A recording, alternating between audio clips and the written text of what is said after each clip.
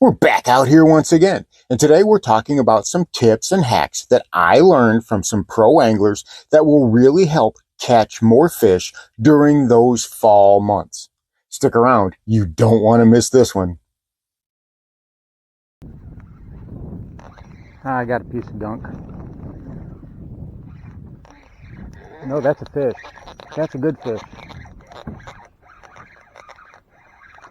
That's a good fish. Oh yeah, come here, buddy.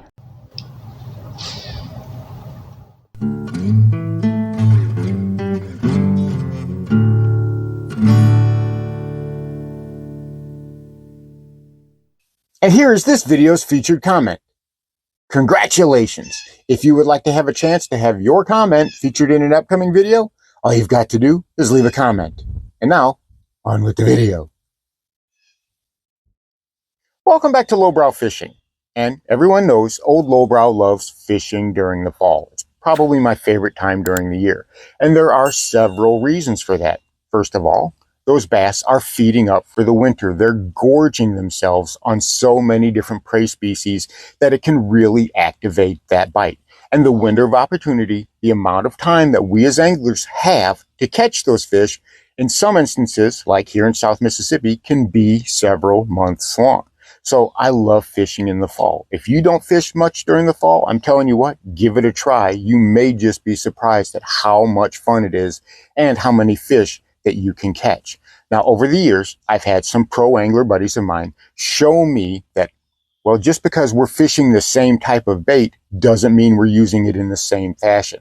A lot of times they do things differently with simple baits that radically change the presentation, and it causes them to get even more strikes. We're going to talk about some of those today. First and foremost, a jig. Everybody knows that Old Lowbrow loves to fish a jig. I'm just an old jig fisherman at heart. And this is just a regular 3/8 ounce casting jig. This is one of the ones from my bait shop. And thanks to everyone who's visited my bait store over at diamondbackbaits.myshopify.com. We've got all kinds of different jigs. We've got casting jigs, flipping jigs, and football jigs in so many different colors. You guys are going to love them. And thanks to everyone who has purchased jigs at the store. I can't thank you enough. The response has been overwhelming. So if you get a chance, link's going to be in the pinned comment below and in the description. I urge you to check it out. You're not going to be disappointed. But this is just a regular bitter melon jig, right? It's kind of got that natural color. It's got some orange and some yellow in it. It's got some green and some black dots in it, but it's got just a regular craw trailer. You see this, and this is very familiar. And I've caught, I don't know, thousands of fish with this exact same setup over the years. I like these little Guggen Kraken craws because they're small, the smaller size ones. I honestly don't know if they make them in any other size. This is just the one that I get. I think these are 3.5 inches long, and I don't have to trim them down. They work perfectly just the way they are. I thread them on and away I go. The bass seem to like them. That's why I've started using them more and more as my jig trailers, because I tend to get a lot of bites with it. Like I said, that's normal. That's what we think about whenever we're seeing a jig. I like to fish a 3/8 jig, or I like to fish a 1/4 ounce jig if I'm fishing really close to the bank and I'm fishing something like laydowns or thick brush or up under docks. A 1/4 ounce jig is perfect for something like that. You can get right up in there and you can work the bait the way you need to and cover water, but at the same time, it's small enough that you're not going to get gummed up. You're not going to get caught in things. But one of the things that one of my pro buddies told me about years ago, one of the tricks that they do that really gets those bass activated and can catch so many more fish is, well, they use a different trailer. They use a stick bait. They take and cut a stick bait in half, a little Senko in half, which is what I've done here. This is just a little 1/4 ounce brown jig, and I've got a Bama Craw stick bait, and I've cut it up and I've put it on here. And I'm telling you what, since I started doing this a couple of years ago, I get some obscene bites. I will have those days where I'm catching 15 and 20 fish just by using these little baits.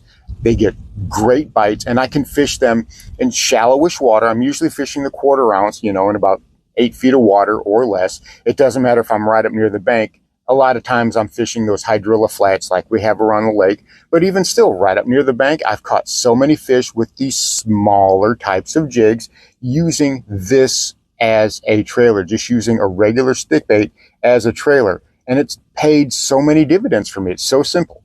Cut that stick bait in half, put it on the jig, tie it on, and fish. You don't have to do really anything different. You might want to, I don't know, maybe wiggle it around like a shaky head just a little bit, or you can drag it on the bottom like you would just a regular jig. But it doesn't stop there. I also like to use a trick worm, the tip of a trick worm, because you see how that's got that flap in it. And I can almost treat this like a tiny little shaky head, right? Like a compact little shaky head that I can throw into grass, into timber, into cover. You know, I can throw it near rocks. And I get bit on this because trick worms float. So that's going to stick up there and that's going to wiggle in the water. And I can, again, treat it like a shaky head. I can treat it like a Ned rig. And I catch so many more bass doing that, especially in those cold water months. I do it through the fall, I do it into the winter, and I'm doing it in the early spring. That's going to be my primary way of fishing a jig. And there's one more way I can do it, a way that, well, it's kind of cheating a little bit, but it works so well. And that is I take the skirt off completely. And basically it looks like a Ned rig, doesn't it? It's a little bit more heavy duty than a Ned rig. It's got a good brush guard on there. This is that bitsy flip jig that I like to use for so many different things. You know, when you're fishing grass and everything is about the grass on your lake and you can't get around the vegetation, the hydrilla, the milfoil, or what have you, you have to be inventive when it comes to things like that. And this works so well. This catches fish for me. I can't fish an ordinary Ned rig because it just gets so gummed up. A weedless Ned rig is not a thing, okay? That line tie is what gets gummed up on everything, that flat mushroom head and that line tie. Well, this works exceptionally well, and I can catch so many different bass doing that, especially in that clear water, when that water's crystal clear, as it has a tendency to get right now. Which brings me to the second thing that I really like to do during the fall, and that is throw a fluke, right? Throw a soft plastic jerkbait. And a lot of times, like this Strike King Caffeine Shad, everybody loves the Strike King Caffeine Shad. They are amazing soft jerkbaits. They've got that really soft tail. They have a great action when they come through the water. You guys have seen me fish these a million times. I love to fish these weightless on a 4 or 5/0 EWG because I'm using that larger hook as the weight. It kind of has that nice glide down through there. And one of the things I've talked about is rigging it sideways where that hook comes out the side so you really extend that glide. But that's not something that I learned from the pros. See, when it comes to flukes, we generally think about flukes in two different varieties. We think about soft plastic jerkbaits in that smoke color with that dark back, or white. And that's how we fish them. We fish those smoky colors. Maybe we've got some clear water that's got some shade in it, or some really clear water, and we want that darker profile. So we throw that smoke or that gizzard shad out there, and it can work very well. Maybe we've got a little bit of stain. Maybe it's later in the evening and we want a little bit more contrast. So that's when we go to something like this. We go to that white fluke. But you know what? A lot of times the pros don't use either of those. They're going with something dark like this in the middle of the day. And this is just a green pumpkin. This is a green pumpkin soft plastic jerkbait. And it works so well because a lot of times we as anglers forget there's more than minnows and shiners and shad in a lake. There's also goby and alewife and sunfish and whatever else those bass are feeding on. And a lot of times they look like this, especially to the bass's perspective. If they're at the angle of the sun and they're catching a little bit more darkness to them, they got a little bit more shade to them, those little bait fish are going to show a darker profile. And right now, a lot of them are getting to be where they're about this long. And if you noticed in the last video, right, even with the swim baits, right, this little 3-inch Crush City Mayor, this is what's called green pumpkin magic. This is what I caught them on all day during that video. And it's because a pro angler buddy of mine told me, he said, don't be afraid of those other colors. This catches bass. So Darker colors, you can go with a green, maybe even a black, and you'll be surprised at the different type of fish that you can catch, at the amount of fish that you can catch. So don't shy away from that. And the last thing we're going to talk about is the good old Texas rig. Now, Texas rig is great all year long, but in the fall, especially near the bank, if you work it slowly, drag that worm slowly, and I like to use an 1/8 ounce or a 1/4 ounce bullet weight whenever I'm working it because I want to keep that bottom contact. I'm dragging it nice and slow along the edge, right through some vegetation, right near some laydowns or some structure, and I'm always having great success. To me, right now is probably the best time of year to throw a Texas rig. And the standard colors work just fine. You can do green pumpkin, you can do black blue flake, you can do June bug, and you can have a lot of success throwing those different types of colors. But there's one thing that I like to do that a lot of other anglers aren't doing that really makes my Texas rig stand out. And that is the old tail spinner. You guys have seen me talk about this before, just putting a little tail spinner there on the end of it and having it, here I have one around here somewhere, it's just this. It's just a little hitchhiker, right? It's just a little hitchhiker that's got a little Colorado blade, and that's all there is to it. You screw it into the bottom of the worm, and away you go. You fish it as normally.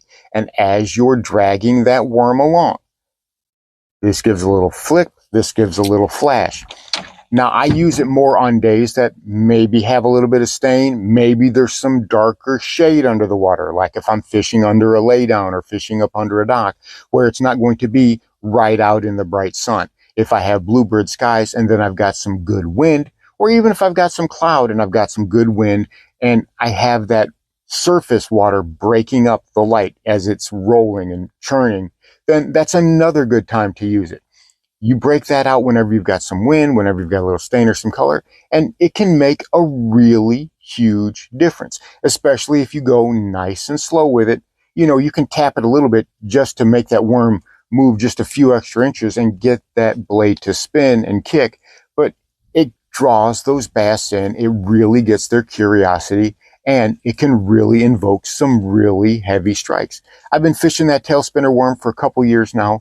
A bass pro buddy of mine, he's the one who whispered that secret in my ear, and I'm telling you what, it has been amazing for me ever since. So these are the tips that I've learned from pro anglers. These are the things that I do differently now because of what they shown me. And you know what? It has really made a huge difference. Sometimes the pros know what they're talking about. So give these a try. I'm telling you, you're really going to like them. So there you have it.